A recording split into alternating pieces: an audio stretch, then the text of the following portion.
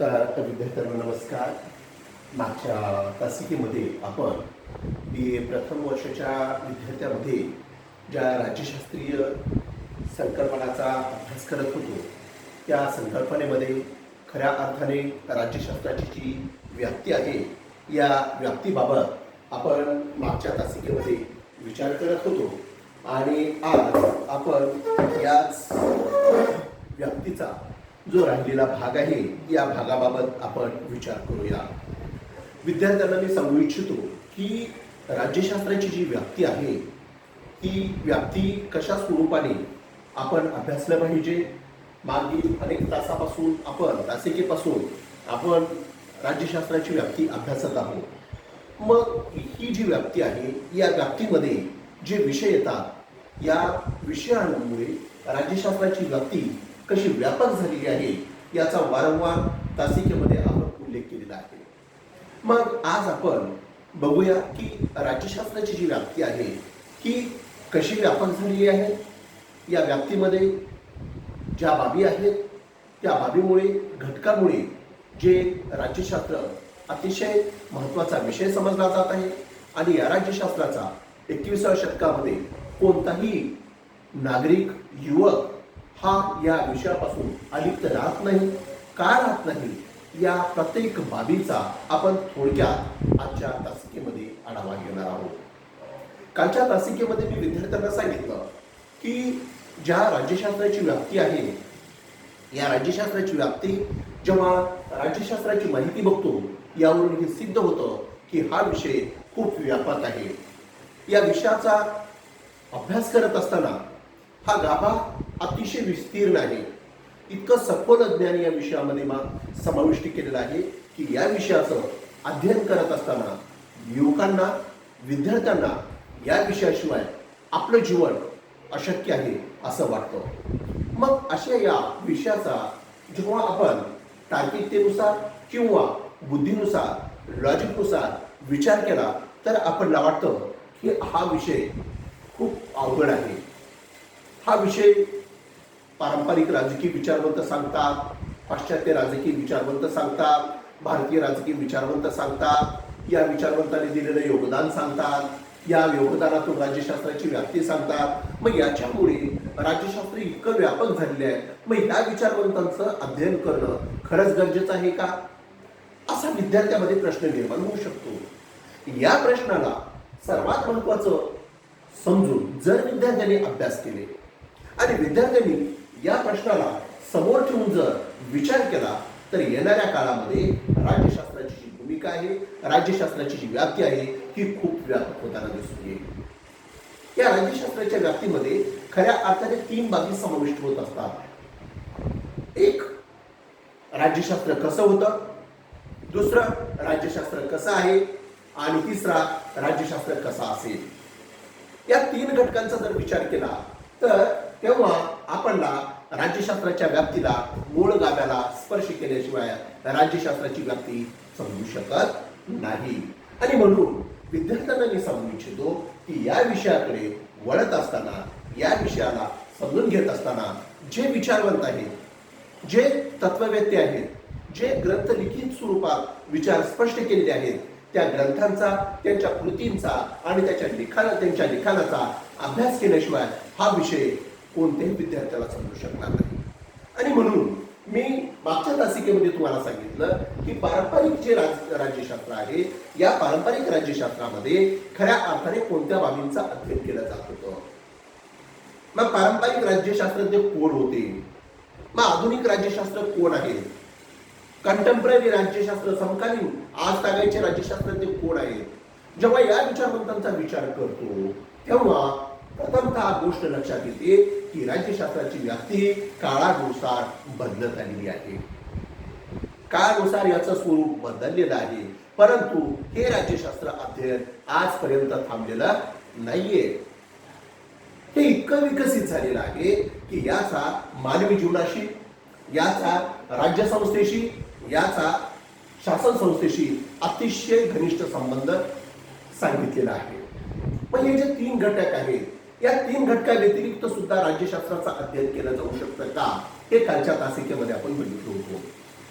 कालच्या तासिकेमध्ये आपण बघितलं की पारंपरिक राज्यशास्त्र ज्या कल्पनेतून, ज्या आदर्शवादातून, ज्या व्यावहारिकतेतून, ज्या तुलनात्मकतेतून राज्यशास्त्राचा उगम झाला, राज्यशास्त्राची व्याप्ती स्पष्ट केली, त्याच्यानंतर काय झालं, या विषयाचा खरा अभ्यासक कोण आहे, या विषयाला खऱ्या अर्थाने चालना देणारे विचारवंत कोण आहेत, हे जेव्हा आपण अभ्यासतो तेव्हा आपल्याला एक गोष्ट प्रामुख्याने लक्षात येते की राज्यशास्त्राच्या विचारामध्ये योगदान देणारे अनेक विचारवंत आहेत.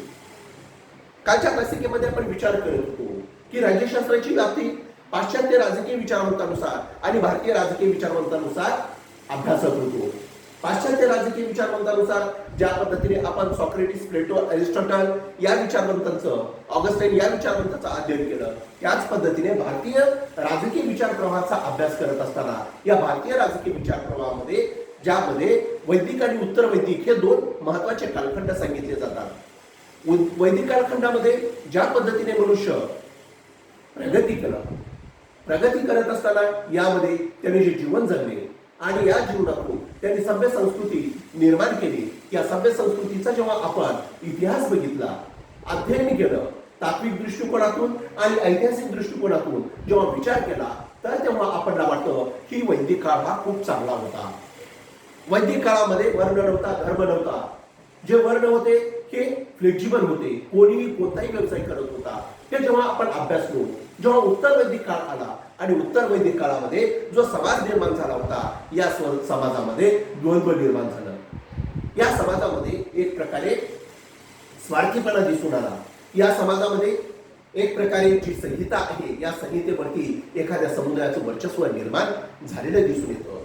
आणि जेव्हा पाश्चात्य संस्कृतीचा आपण अभ्यास करत होतो, याच स्वरूपातून जेव्हा सोफिस्ट विचार प्रणाली होती, या सोफिस्ट विचार प्रणालीला विरोध करणारे सॉक्रेटिस होते, या सॉक्रेटिसचे विचार सांगणारे प्लेटो होते आणि या प्लेटोंच्या विचारांना वास्तविक स्वरूपात आकार देण्याचा प्रयत्न अरिस्टॉटल यांनी केले.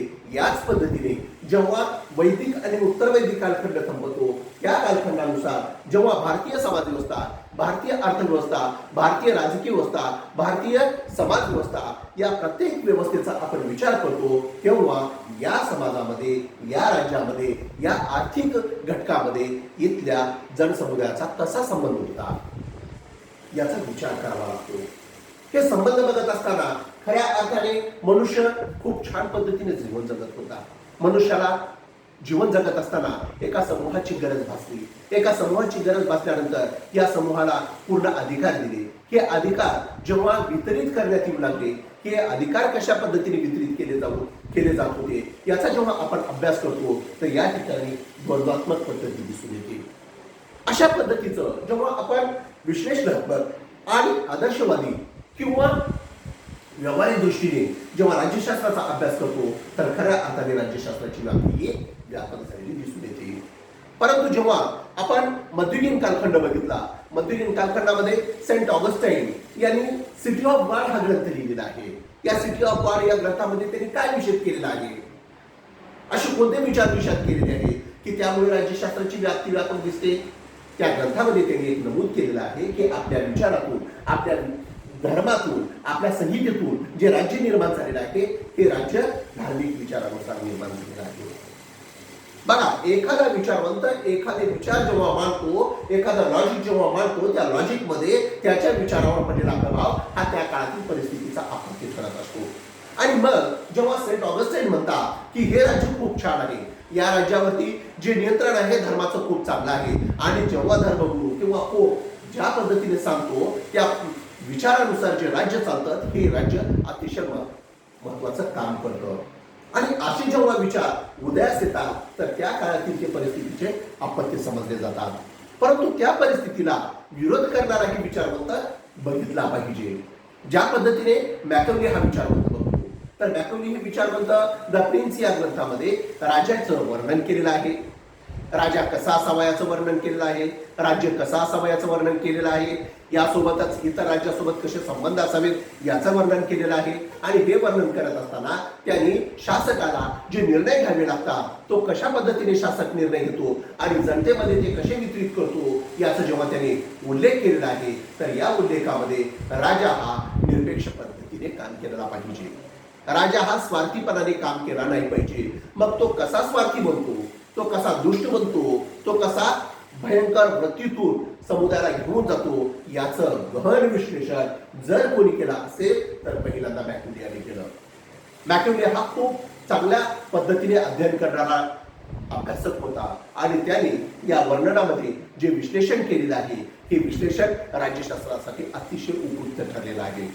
ज्या संहिता होत्या, ज्या विचारांचं संग्रह होतं, हे संग्रह खऱ्या अर्थाने वेगळं करण्याचं काम मॅकॅव्हिलियाने केलं. मॅकॅव्हिली काय करतात? मॅकॅव्हिली या राजाला राज्य चालवण्यासाठी जी संहिता दिली जाते, ही संहिता कशा प्रकारे वापरावी, या संहितेवरती कुणाचं वर्चस्व असू नये, इथल्या जनतेवरती जे राज्य चालतं हे राज्य राजकीय सत्ताधारी वर्ग चालवता, परंतु हा सत्ताधारी वर्ग जर धर्मांच्या विचारांचं पालन करून जर राज्य चालवत असेल तर त्या मंडळाला, त्या सत्ताधारी वर्गाला काय अधिकार आहे की ते राज्य चालविण्याचा, असा खरा उपदेश आपल्या विचारामधून ते मांडतात. आणि हे विचार मांडल्यानंतर लोकांना किंवा जनतेला हे त्यांचे विचार खरे वाटतात आणि तेव्हापासून खऱ्या अर्थाने राज्यशास्त्र आणि धर्म हे वेगळ्या बाजूला येतात. आणि जेव्हा आपण 15व्या शतकापासून ते 21व्या शतकापर्यंत बघतो तर 15व्या शतकापासून ते 21व्या शतकापर्यंत समाजाचं आणि राजकीय वर्तनाचं अध्ययन केल्यानंतर एक वाटतं की या राजकीय व्यवस्थेमध्ये, या राजकीय प्रक्रियेमध्ये, या राजकारणामध्ये, या राज्यशास्त्रामध्ये जी प्रगती झालेली आहे ही प्रगती खऱ्या अर्थाने मॅकॅव्हिलिया विचारवंताच्या विचारामुळे झाली आहे असं आपल्याला दिसून येतं. कारण जेव्हा मॅकॅव्हिलीने या धर्माला किंवा या राजसंहितेला धर्मापासून अलिप्त करण्याचं काम त्यांनी आपल्या ग्रंथातून केलं, हे ग्रंथ छोटा जरी असला तर अत्यंत महत्वपूर्ण ग्रंथ होता. आणि या ग्रंथाने एक उपदेश दिला की राजा हा जनतेचा आहे, हा धर्माचा नाहीये. एखाद्या धर्माने किंवा पोपने जे निर्णय सांगितला ते जनतेवरती लादणं आणि जनता त्यांची जे विचार आहे ते स्वीकारणं, ही जी प्रक्रिया होते याला थांबवण्याचं काम पहिल्यांदा जर कोणी केलं असेल तर मॅकॅव्हिलिया विचारवंताने. मग त्याच्यानंतर दुसरा विचारवंत येतो की थॉमस हॉब्स. थॉमस हॉब्स हा आधुनिक काळातील 17व्या शतकातील हा राजकीय विचारवंत आहे. या विचारवंताने ब्रिटिश या राजकीय व्यवस्थेपर्यंत त्यांनी जो ग्रंथ लिहिलेला आहे तो अतिशय महत्वाचा आहे. ज्या पद्धतीने मॅकॅव्हिलियाने विरोध केला त्याच पद्धतीने मॅकॅव्हिलीच्या स्वरूपाचेच विचार थॉमस हॉब्स हे स्पष्ट करतात. थॉमस हॉब्स हा राजकीय विचारवंत आहे. या राजकीय विचारवंताने जे आपले लेवियाथन या ग्रंथामध्ये विचार सांगितलेले आहेत हे विचार अतिशय मार्मिक आणि अतिशय उपयुक्त स्वरूपाचे आहेत. त्यांनी राज्याचं वर्णन केलेलं आहे, राज्य कसं निर्माण झालं याचं वर्णन केलेलं आहे. त्यांनी जे वर्णन केलेलं आहे ना, या वर्णनामधून कोणताही अभ्यासक म्हणतो की थॉमस हॉब्स जे विचार सांगितलेले आहेत ते राज्यासाठी अतिशय उपयुक्त ठरत आहेत. असे कोणते विचार सांगतो तर थॉमस हॉब्स राजकीय विचार सांगत असताना त्या राज्याची निर्मिती तो स्वार्थी आणि लालसापोटीतून राज्य निर्माण झाला आहे असे विचार प्रकट करतो.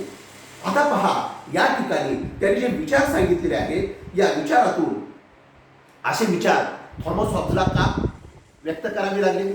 जेव्हा 15व्या शतकामध्ये औद्योगिक क्रांती सुरू होत होती आणि या औद्योगिक क्रांतीतून इंग्लंडमध्ये जो राजा होता हा राजा स्वतःच्या मनानुसार निर्णय घेत होता आणि जनतेवरती तो निर्णय लादायचा.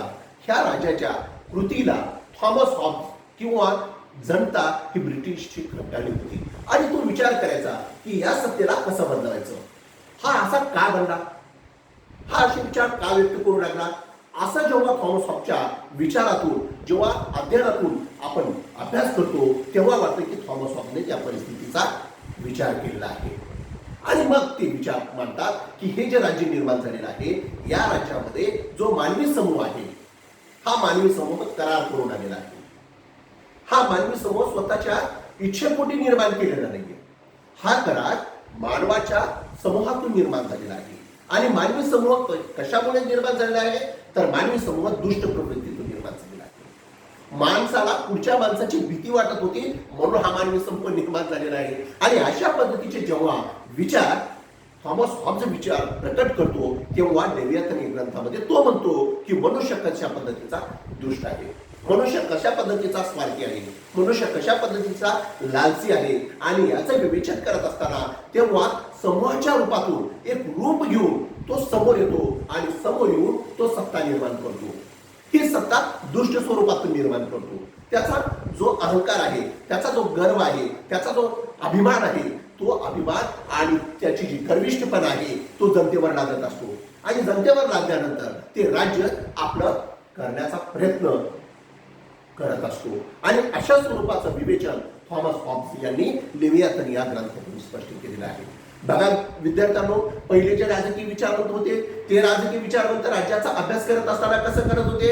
राज्य अशा पद्धतीचं असावं, राज्यामध्ये व्यक्ती कशा पद्धतीचा जीवन जगावं, राज्याला मुक्त जीवन जगता आलं पाहिजे, राज्य आणि सरकारांचे संबंध कशा असावेत याच्या पलीकडे राज्यशास्त्र कधीच गेलं नव्हतं. परंतु जेव्हा आधुनिक कालखंड लागला आणि आधुनिक कालखंड लागल्यानंतर या राज्यशास्त्राला एक वेगळं वळण प्राप्त झालं.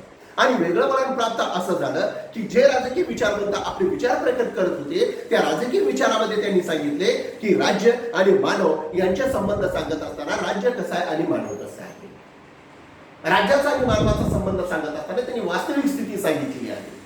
की वास्तविक स्थिती सांगत असताना यामध्ये मानसशास्त्रीय दृष्टिकोनाचा सुद्धा अवलंब केलेला आहे, माणसाच्या वर्तनाचा सुद्धा अभ्यास या ठिकाणी केलेला आहे. आणि म्हणून राज्यशास्त्राला एक प्रकारे व्यापक स्वरूप प्राप्त झालेलं आहे. इसवी सन पूर्व 4थ्या शतकामध्ये अरिस्टॉटल पॉलिटिक्स ग्रंथ सांगतात, परंतु त्याच पद्धतीने ऑगस्टाईन सिटी ऑफ गॉड ग्रंथ सांगतात. परंतु या दोन ग्रंथापेक्षा तिसरा महत्वाचा ग्रंथ आहे प्रिन्स, आणि प्रिन्स पेक्षा लेवियाथन ग्रंथ. हे लेवियाथन ग्रंथ जेव्हा वाचतो तर आज वाटतं की हॉब्स कशा पद्धतीने राज्याचं वर्णन केलेलं आहे, या राज्यामध्ये मनुष्य कशा पद्धतीने जीवन जगत होता.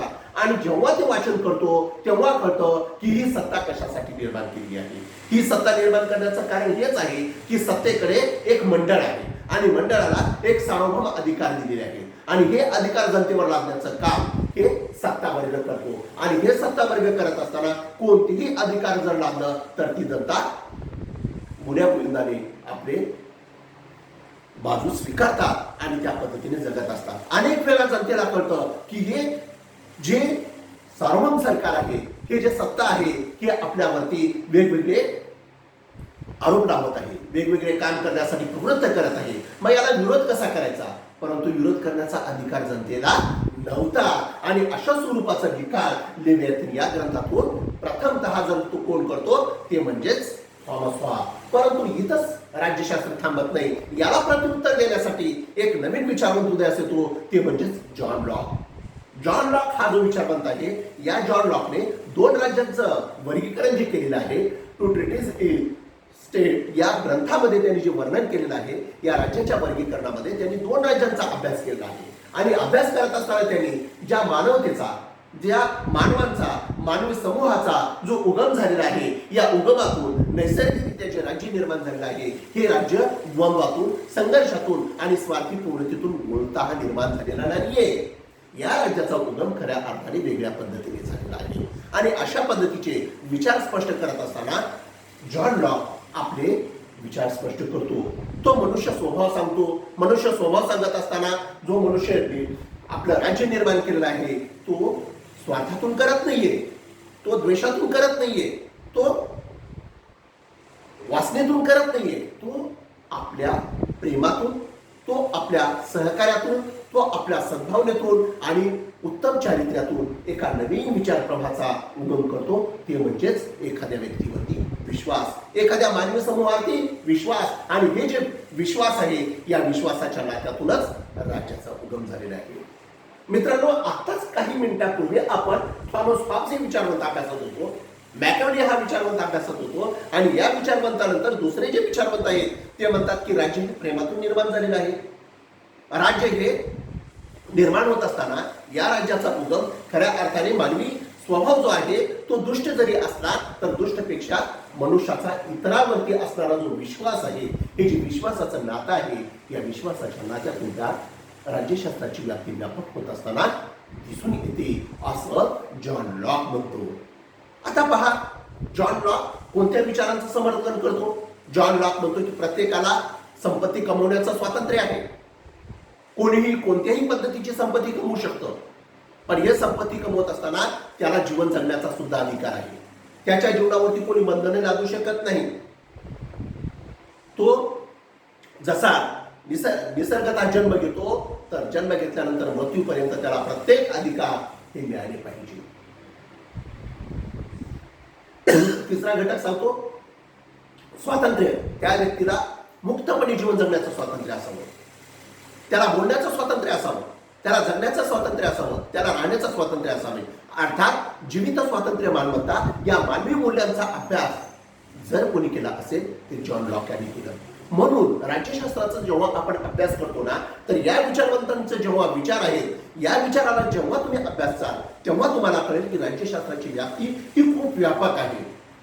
आपण जेव्हा बालवयात असतो तेव्हा आपल्याला माहिती आहे की जीवन काय आहे, मालमत्ता काय आहे, स्वातंत्र्य काय आहे, ती संपत्ती त्याची आहे, हे जीवन त्याचं आहे, ते मालमत्ता त्याची आहे. हे जेव्हा आपण विचार करतो आणि जेव्हा आपण प्रौढ बनतो, जेव्हा आपण राज्यशास्त्राचं अध्ययन करतो, तेव्हा ही संपत्ती कुणाची आहे, हे जीव कुणाचा आहे आणि हे स्वातंत्र्य कुणाचं आहे, हे अभ्यासण्याचा पहिल्यांदा जर कोणी प्रयत्न केला असेल ना, ते जॉन लॉक यांनी.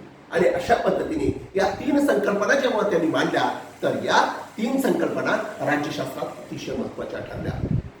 ज्या राज्यशास्त्राचा उगम एक राज्य कसं असावं आणि राजा कसा असावा, त्याचं शासन कसं असावं, या 3 घटका व्यतिरिक्त जेव्हा आपण राज्य अभ्यासू लागलो, राज्यशास्त्र अभ्यासू लागलो, याच्यामध्ये सर्वात महत्वाचा घटक आहे की राज्य संस्था ही आहे, शासन संस्था आहे आणि मानव सुद्धा आहे. परंतु या मानवाच्या वर्तनाचा आणि मानवाच्या व्यवहाराचा अध्ययन करणारं शास्त्र म्हणजेच राज्यशास्त्र.